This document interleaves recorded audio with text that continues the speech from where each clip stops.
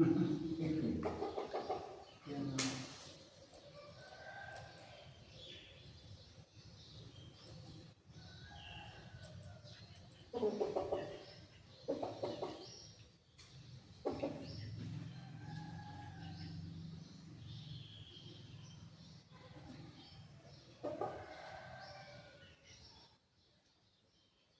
ธโลกที่เอาไปไว้ใจไปสิ้นคำ เหมยผมก็มานั่ง อยู่ไร อยู่ห้องบนนอนผม ไว้สิ้นคำ เหมยเอาไปนั่งอยู่เอาไปก็มาอยู่อาจารย์ใช้ขอสินั่งก็บ่ให้ได้ว่า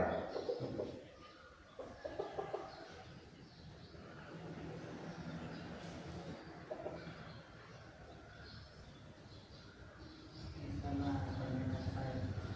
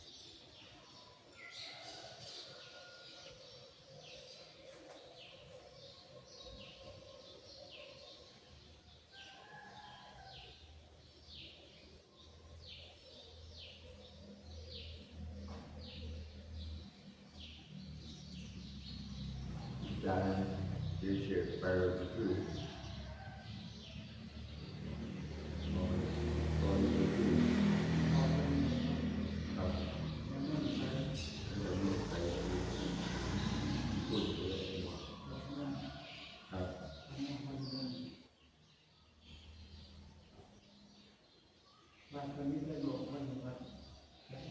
หลายอยู่เลย เราทำเนี่ย หลายอยู่มันแก่สิบอยู่ อันนี้นะครับ อันนี้คนนี้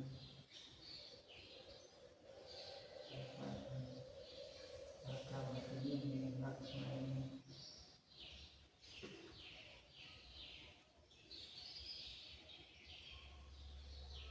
อันนี้มันไปกระถิ่นไปเรื่อยไปหน้าว่ามันไปเรื่อยขึ้นไปไปวันวันลองหาที่มันกันไปเรื่อยวัดลองเป็นวัดเพื่ออะไรเพื่อเดินไปว่าหาบ้านเนาะ ไม่ได้สบายเลยเขาก็จะทำงานเนื้อต่างเลยกว่ามันคือ ทางนี้เป็นคนไทยทุนเอาไว้เป็นของงานเราเป็นคือเป็นคนต้น ครับ ถูกมันฟันว่าอยู่ใส่เป็นคนผู้ต้นไม่ได้เชื่อบุญคนหนึ่งตอนตลอดที่เป็นว่าเราหาไปมันใส่วัดตลอดมันไปตัวที่หาตัวต้นลูกนั้นมันย่อมไปตัวอุจจาระเนาะ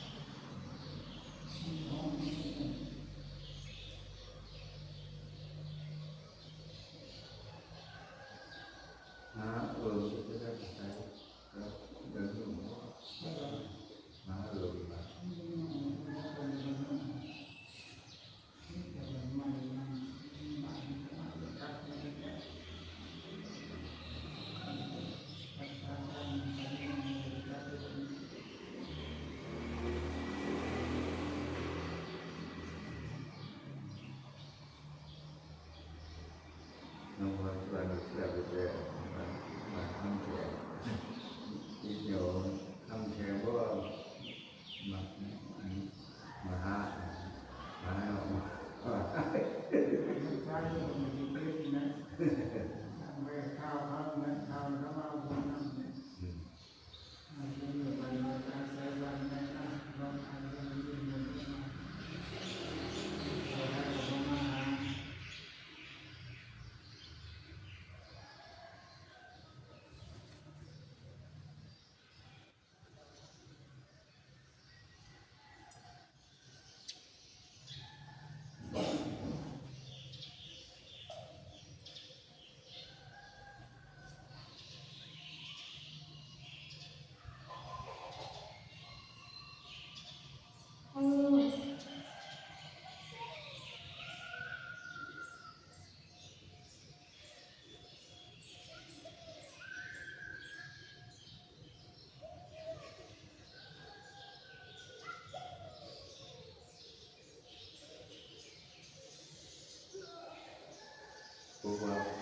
ตัวมันเนี่ยคงรู้สึกได้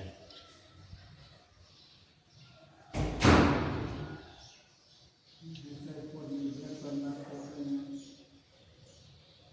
ตอนนั้นเจอกี่โมงจะทำแรงนั่นก็เป็นเจอมากที่เขาหลังตั้งที่จะมาหนังใส่กันแล้วตอนนั้นก็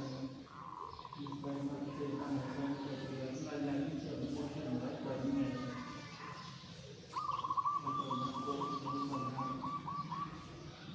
ตัดตัวหนึ่งสร้างทับความมาความมาตรงมาให้เลยตรงนั้นมีโอกาสที่จะไปประมาณ10ต้น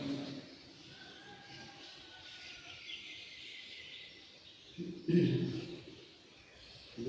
นโยมภะคะวะอะระหังสัมมาสัมพุทโธพระผู้มีพระภาคเจ้าเป็นพระอรหันต์ตัดรู้ชอบได้โดยพระองค์เอง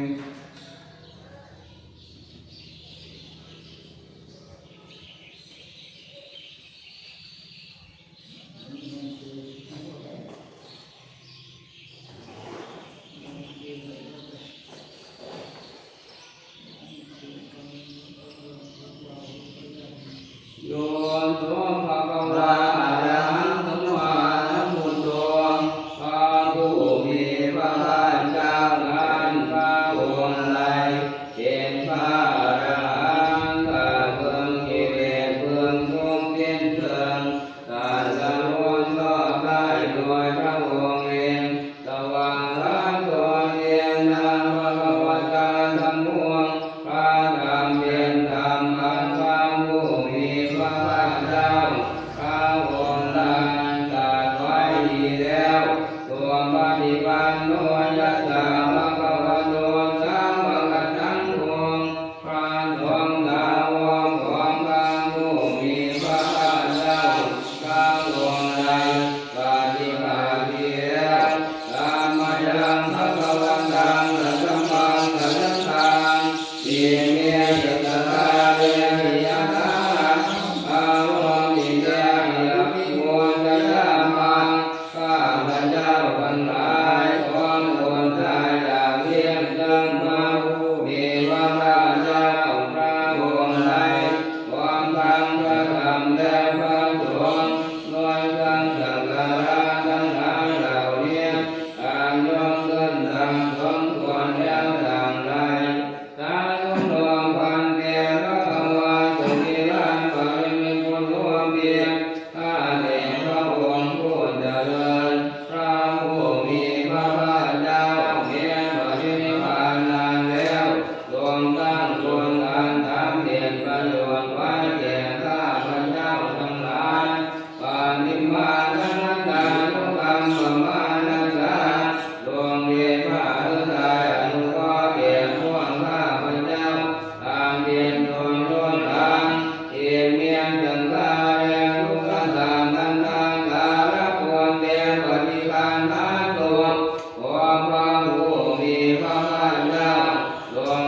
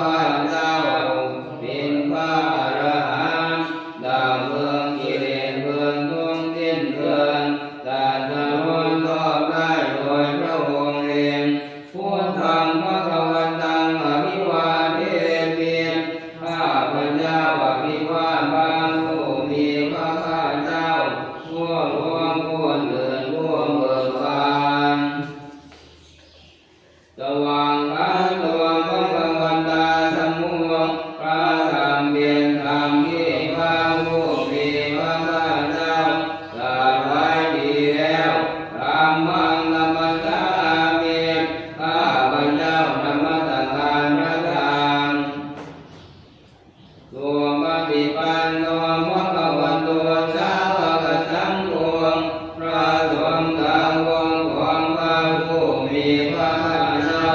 ปฏิบัติดีแล้วทั้งทางธรรมะเมียนข้าพเจ้านอบน้อมพระสงฆ์อันธรรมยังพุทธัสสะปังกังวันโตมุขภากันนมังกัลังกะโรมะเท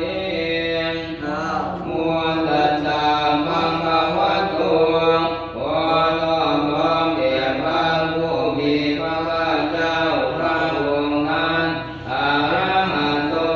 ซึ่งเป็นผู้ไกลจากกิเลสสัมมาสัมพุทธัสสะ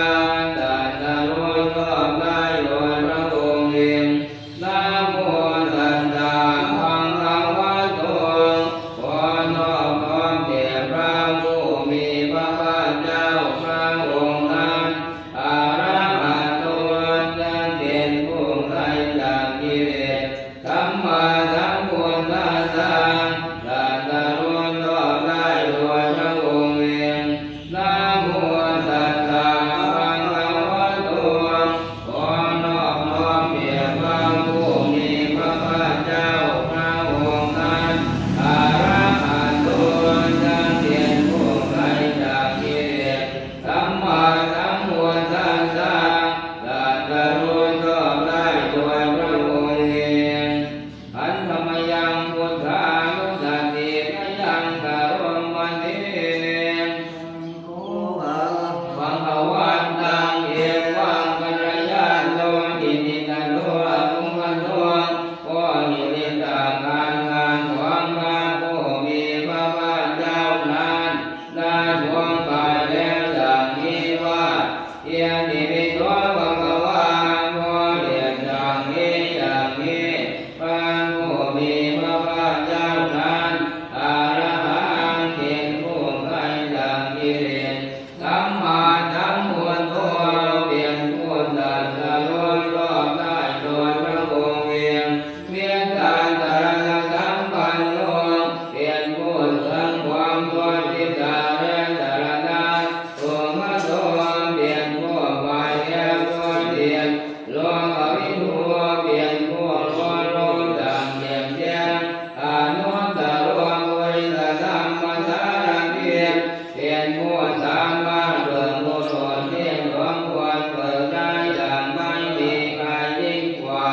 ตัณหาเพียงว่ามโนทัศตังเป็นความผู้สอนความเพียงว่าตาและมโนทั้งหลายผู้โตเป็นผู้หลวงผู้เดินผู้เบิกบานด้วยธรรมพระภาวะที่เป็นผู้มีความดำเนินดำเนินกับสั่งสอนตามนี้อันธรรมยังพุทธานิจิติงกะโรมะเทลันตวรกานิวนานิโยโตพระพุทธเจ้าประกอบด้วยบุญมีความบันเทิงเรียนอรหันตควรเป็นต้นตัวสามิญาณกรุณาหิสัมมานัตโตมีพระองค์อันประกอบด้วยพระญาณและพระกรุณาอันบริสุทธิ์โอเทียนติโยสุสนสังธรรมรังวัตุโรพระองค์ได้เป็นสารพระองค์ได้ทรงกระทำตนที่ดีให้เบิกบานบวชอาเวียนทำตัวให้ผ่านวันธรรมังธรรมรตังจิรตังสิเวียนทังข้าพเจ้าคอยพระสิกเทียพวงไปเทียงมีเด็กพระองค์นั้นด้วยเสียงเก้าพวงโยนดอกพระบาลีนังสารนังเทวมุตตมังพระพุทธเจ้าพระองค์ใดเป็นสารนังเสถียรดวงส่วนดวงสันทั้งหลายปัตตมารุจเกียรติตังวันตามิตังสิเวียนทังข้าพเจ้าไหว้พระพุทธเจ้าพระองค์นั้นอันเป็นที่ตั้งแห่งความนั้นและความเพียรเดินด้วยเสียงเก้าพุทธัสสะอัตตมิตาโตวามัวตัวเพียรชาติหิตรวงข้าพเจ้าเพียรชาหลวงพระพุทธเจ้าพระพุทธเจ้าเพียรชามิตรันจะข้าพเจ้าพุทโธนุภาสังฆาญาญามิทานันไตสัตเมียพระพุทธเจ้าเป็นเครื่องกำจัดทุกข์และโด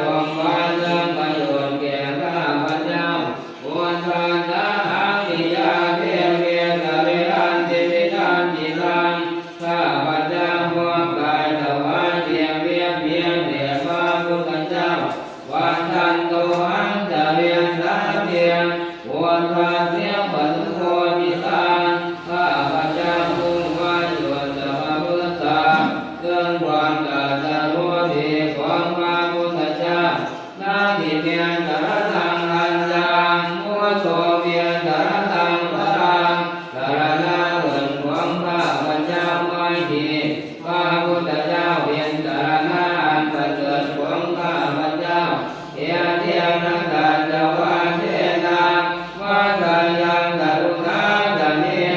ด้วยการกล่าวคำสาเพียนข้าพเจ้าเพิ่งเจริญในพระศาสนาของพระศาสดาผู้ทำเพียรวันธรรมาเทนายังคนยังบรรลุธรรมอีกครั้งข้าพเจ้าผู้ไว้อยู่ซึ่งพระพุทธเจ้าได้หวนไว้บนใดในบัดนี้สาเพียงมีอันตรายาเมียมาเยี่ยมของราชเดียกตานอันตรายทั้งปวงจะได้มีแก่ข้าพเจ้าด้วยเดชแห่งบุญนั้นตาเยนะวัจจะวัจเจจะทวามาด้วยกายก็ด้วยวาจาก็ดีด้วยใจก็ดีผู้เดียวหัวมังปะกะทาพญายานกำหน้าดินยานันใดข้าพเจ้ากระทำแล้วในพระพุทธเจ้าผู้ตัวปฏิคันตัวสยันตาขอพระพุทธเจ้าจงงดซึ่งทั่วทั่วเกิดนั้นการตะเวนทั้งบริสุทธิ์ว่าผู้เดียวเพื่อการสำรวมระวังในพระพุทธเจ้าในการต่อไปอันธรรมยังธรรมานุสัตตินายังกะรวมวันนี้พระตัวพระภวันตาสังโฆพระนามเพียรธรรมที่พระผู้มีพระภาคเจ้าได้ตรัสไว้ดีแล้วการเพียรที่ผู้เพียรธรรมที่ผู้ศึกษาและปฏิบัติเพิ่งเห็นได้ด้วยตนเองอาการที่ผู้เพียรธรรมที่ปฏิบัติได้แล้วผลได้ไม่จำกัดการเพียรที่ปฏิผู้เพียรธรรมที่ควรกล่าวกับผู้อื่นว่าท่านจงมาดูเถิดผู้บรรดาที่ผู้เพียรธรรมที่ควรวางเข้ามาใจตัวปัญญาจากเพียรที่ด่าผู้เพียรโยนเพียรเพียรธรรมที่ผู้รู้ก็รู้ได้เฉพาะตนดังนี้อันธรรมยังธรรมาวิจิติงกะรวมมันเองพระตัตตาที่กุณาโยพระวันเทียนกันโยพระธรรมเป็นธรรมที่ประเสริฐทั่วบางตัวด้วยคนคือความที่พระผู้มีพระภาคเจ้าตรัสไว้ดีแล้วเป็นต้นโยมะกับพระกับปริยาที่เป็นผู้กับเพียรตัวเพียรธรรมมันจำเนี่ยเป็นมาผลปริยาและนิพพานทางพวงหัวรอกับปัจนาจัตตานิสาเนียเพียรธรรมลงไว้ซึ่งผู้ทรงธรรมจากการส่งไปสู่โลกนี้ทั่ววันธรรมหังธรรมะตังวรธรรมเมตังข้าพเจ้าว่าพระธรรมการประเสริฐนั้นการเป็นเครื่องบรรดาเสียซึ่งความเมื่อ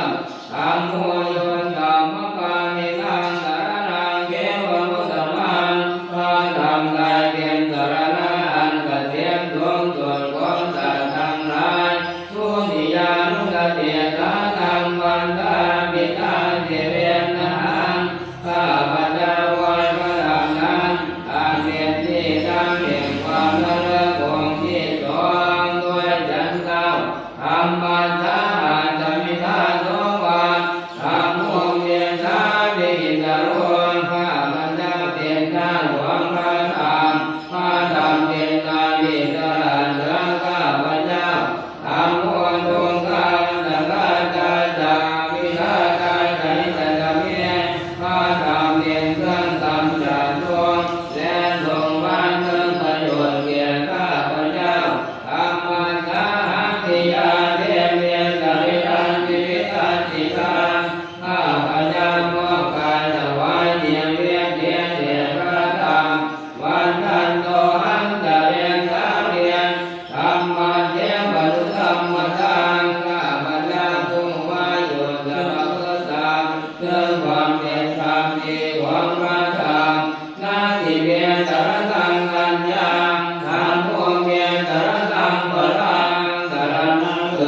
ของข้าพเจ้าไม่เพียงพระธรรมเป็นสรณะอันประเสริฐของข้าพเจ้าเพียงเทียนละสันตวาเทนาวัสยังกรุณาตเนียนด้วยการกล่าวคำตัดเนียนข้าพเจ้าเพิ่งเจริญในพระศาสนาของพระศาสนาธรรมังเมวันธรรมานินายังบุญยังปรุตังกิลาข้าพเจ้าผู้วันอยู่ซึ่งพระธรรมได้หวนขวัญวนได้ในบัดนี้ตามเพียงที่อันตรายยามเมียมาเห็นสมดัตตะเบียนอาจารย์อันตรายทั้งปวงอย่าได้มีแก่ข้าพเจ้าด้วยเดชแห่งบุญนั้นกายเวทวัจจาธรรมเทียนกัตวาด้วยกายก็ดีด้วยวาจาก็ดีด้วยใจก็ดีทำมีความหวังกับทางวิญญาณกรรมวิเดียนดันใดที่ข้าพเจ้ากระทำแล้วในพระธรรมทำมัวปฏิการอันวัจยันตาขอพระธรรมจงงดซึ่งทั่วท้วนเกิดดังนั้นอารันตะเนทั้งบริจุงปฐมเมเพื่อการสำรวมระวังในพระธรรมในการต่อไปอันธรรมยังสังฆานุสตินะยังกรรมเทอิปันโนภะคะวะโตสาวกสังโฆมาสงฆ์สาวกของพระผู้มีพระภาคเจ้าหมู่ใดปฏิบัติดีแล้วควรปฏิบัติตามภะคะวะโตสาวกสังโฆพระสงฆ์สาวกของพระผู้มีพระภาคเจ้าหมู่ใดปฏิบัติตรงแล้วอย่าจะปฏิบัติตามภะคะวะโตสาวกสังโฆพระสงฆ์สาวกของพระผู้มีพระภาคเจ้าหมู่ใดปฏิบัติเพื่อรู้ตามเป็นเครื่องบ่งจากรูปแล้วตามเพียงที่ปฏิบัติตามภะคะวะโตสาวกสังโฆพระสงฆ์สาวกของพระผู้มีพระภาคเจ้าหมู่ใดปฏิบัติสมควรแล้วญาติทางได้เพียงวงวรเหล่านี้คือจัตตาริปุริสายุคามิอัตตาปุริสามุขลาผู้เห็นผู้โดนที่ผู้นั่งเพียงความผู้รู้ได้เพียงผู้โดนเพียงตามภะคะวะโตสาวกสังโฆนั่นเพียงของสาวกของผู้มีพระภาคเจ้าพาหุนายโยเพียงสมควรแก่สการที่เขานำมาบูชาพาหุนายโยเพียงสมควรแก่สการที่เขาจัดไว้ต้อนรับนักกินายโยเพียงผู้ควรรับกินาทานอันนาเดชรณิโยเพียงผู้เลี้ยงบุคคลทั่วไปควรทำอันนาเดชอนุตตรังควรยังเกียรติทางโลกันดานเพียงเงินนาบุญของโลกไม่มีนาบุญอื่นยิ่งกว่าดังนี้อัตตมยังสังฆาวิญิงกรมเท ธรรมะโต สุปฏิปันติภุคานิโยโตพระสงฆ์ที่เกิดโดยพระศาสดาประกอบด้วยบุญมีความปฏิบัติเพียงเป็นต้นโยธามิโตอริยบุคลาสังฆันเตตัวเป็นหมู่แห่งพระอริยบุคคลอันประเสริฐเป็นจำพวกวิอาติธรรมะวราชยกายนิตัวมีกายดิฐานดาสายธรรมเพียงเป็นต้นทานพวกวันธรรมะสัมมารา ส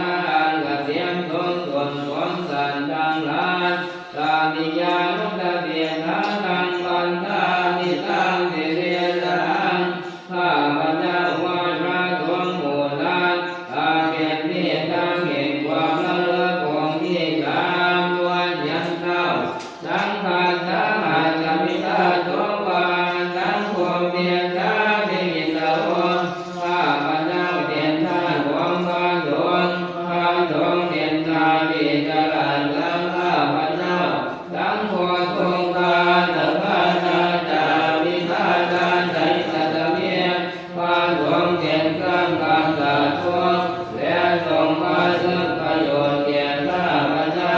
สังฆัสสะหังติยาเทเพียรอริรันติวิทันติตังข้าพเจ้ามอบกายถวายเสียเพียรแด่พระสงฆ์วันจันโตหังจะเรียนสาเมียสังฆัสสะปฏิปันนตังข้าพเจ้าผู้มาอยู่จะประพฤติตามซึ่งความปฏิบัติดีของพระสงฆ์นาทิเมียนตระตังอัญญังทั้งพวกเมียนตระตังปรังตระมาเปิดของข้าพเจ้าไม่เพียรพระสงฆ์เป็นตระนาอันประเสริฐของข้าพเจ้าเทเตนะสัจวันเทนะวัฏยังสัจจุตาสเนวัฏขันธ์ขังขังนาติข้าพเจ้าเพิ่งเจริญในพระศาสนาของพระศาสนาสังฆังเทวธรรมานินายังควรยังปทุตังมิทังข้าพเจ้าผู้ไว้อยู่เรื่องพระสงฆ์ได้หวนไหวผลได้ในป่านี้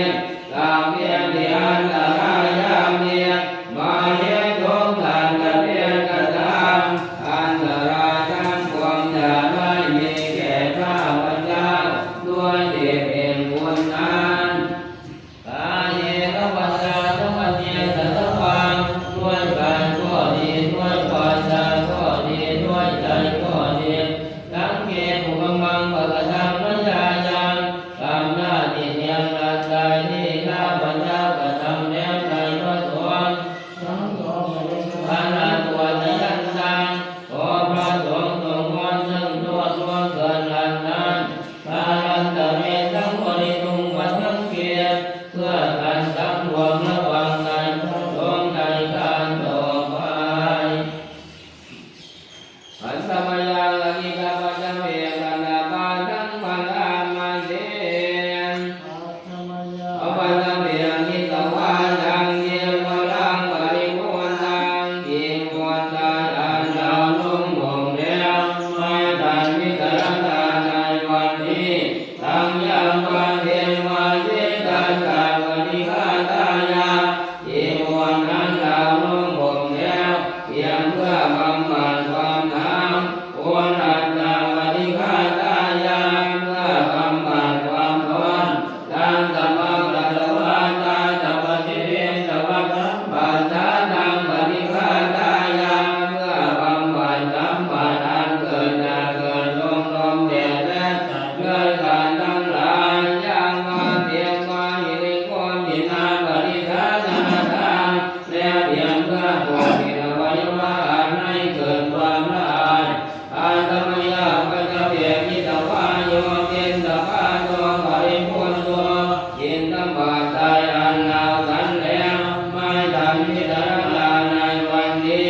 โสเดวัตวายาตินบานั้นลาสันแล้วไม่ได้เป็นไปเพื่อความเพลิดเพลินสนุกสนานนามาทายาไม่ได้เป็นไปเพื่อความเมามันเกิดกำลังพลังทางกายมันตนายาไม่ได้เป็นไปเพื่อประดับนามิบัวตนายาไม่ได้เป็นไปเพื่อถูกเปลี่ยนยาปานเทวาอิมาสกายาตนิติยาเตเป็นไปเพียงเพื่อความตั้งอยู่ได้แห่งกายนี้ยาปนายาเพื่อความเป็นไปได้ของอัตภาพเพียงสุภรติยาเพื่อความเป็นไปแห่งความลำบากทางกายธรรมจริยานุภายาเพื่ออนุเคราะห์แก่การประพฤติธรรมจารีเอติปุรานันจะเวทนังปริยันคาเมีย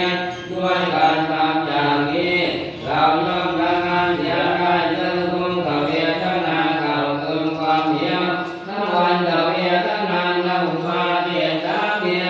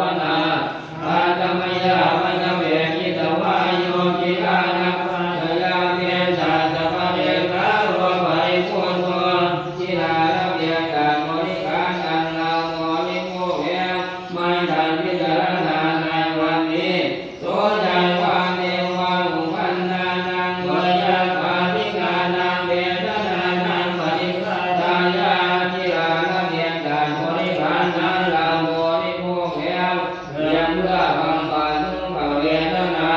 ตามบังเกิดขึ้นแล้วนิราปัสสังต่างเป็นมวลอัปยาปัสสะปรมัตถายาเทียมเพื่อความเป็นไม่มีโรคเบียดเบียนเป็นอย่างยิ่งตามนี้อัตถมยังปฏิทานิพานานาทายโยปัญญามะเทนปุญญกรรมเมตายวัยวนเดนิโอทิทายอุปัฏฐายาโกรุตตะลาอุปัญจาโอเลกุลอาจาริโยบังคาราจาเวอาจานุเกินวันมาตาปิตาตายาตกาทันพ่อแม่และพวกญาติสุริโยจันติมาราชาสุนทรและราชากุลวันตานาราบิญาผู้ทรงควรเถิดสงสารอัมมามาราชาอินทราชาพรหมาและอินทราชโลกวาราชาเทวตาทั้งถวยเทพและโลกกัมพานยะโมติตามนุสาจาโยมราชมนุเกตมัจจตาเวริกาบิจาผู้เป็นกลางผู้จองผานตามิตาตาลุงเยหวนดวงขอให้เป็นตุงทานบุญชั่วหน้าอย่าทุ่มตวนบุญญาณิปัตตานิเพียงผลหวังที่ข้าดำจงช่วยอำนวยตัวพระพรทุกข้าที่มีตั้งเด่นดวงให้ถูกทำอย่างล้นอีกครั้งพระเมตตาภูมิตังให้รู้ถึงที่ผ่านผ่านชีวิตนาปุญญกรรมเมนาด้วยบุญนี้ที่เราทำอิมินาบุญเทนาจาแล้วบุญนี้ให้ดวงตาที่พระสุรเมเทวาเราทำได้ถึงกันตาตันอุปาทานาเจตนาตัวตัณหาอุปาทานเจตันตาเนสีนาธรรมาที่ทั่วในดวงใจ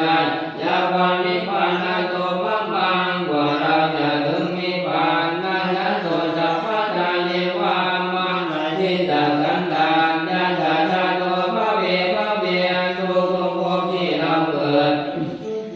สติปัญญาเป็นหินตรงแรกสติทั้งปัญญาอันปัญเกิดทั้งเทวพิยาภินาพร้อมทั้งความเพียรเลิศเป็นเครื่องผูกกิเลสหายมาลาละพันตุโมกาสังโอกาจะมีเกี่ยวผูกมันสิ้นทั้งหลายกาตุนจะมีเยสุเมียเป็นน้องปารุสาร้ายทำลายล้างความเพียรจวงผู้ลาดีบวรโนนาโตภาผู้วรนาธรรมโมนาโตวโรธรรมโมธรรมวิปุงอุโร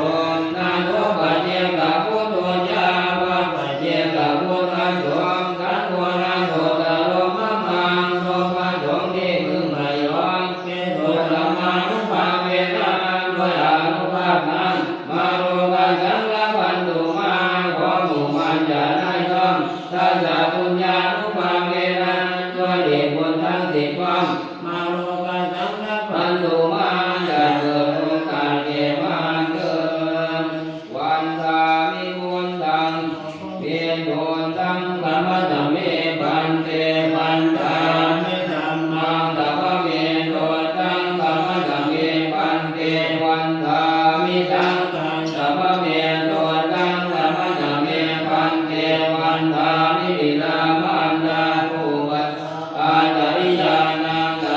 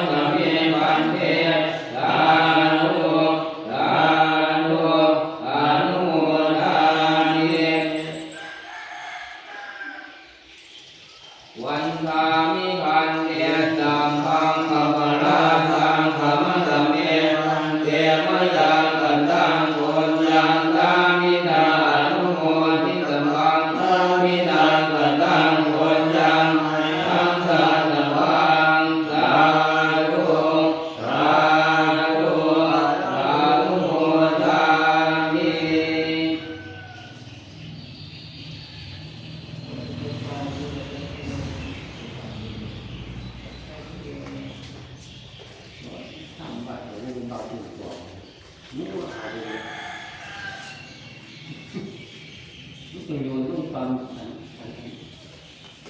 นตัวจำหมายยิ้วเอาไปเดี๋ยวยิ้วเอาไปจะ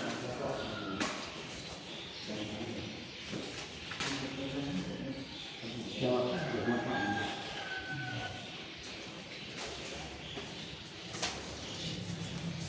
ต้องย่ำปฏิบัติธรรมบทเคยคิดดูกันถึงมาเรียนน้ำเลยนะมาไม่ต้องกบฏละบทเป็นบางทุกข์ของที่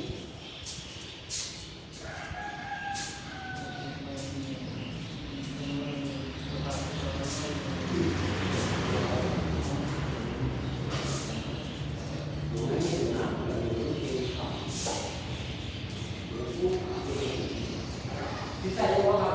แต่ทำตาเนี่ยตาเนี่ยที่ว่าเอาไปดูดิเอาไปที่พูดตอนนั้น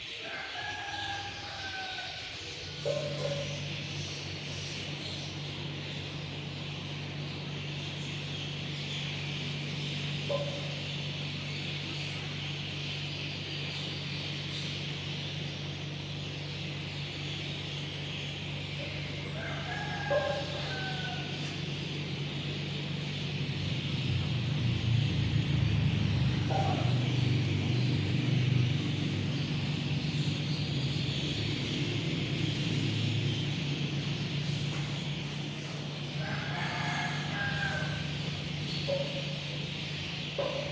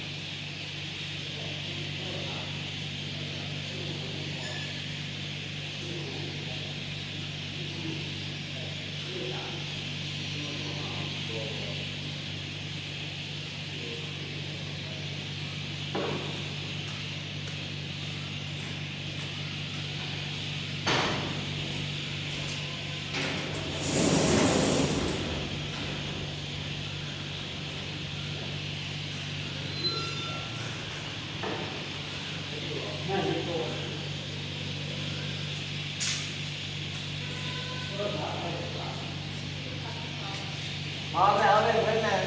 ถามเอาไว้ไว้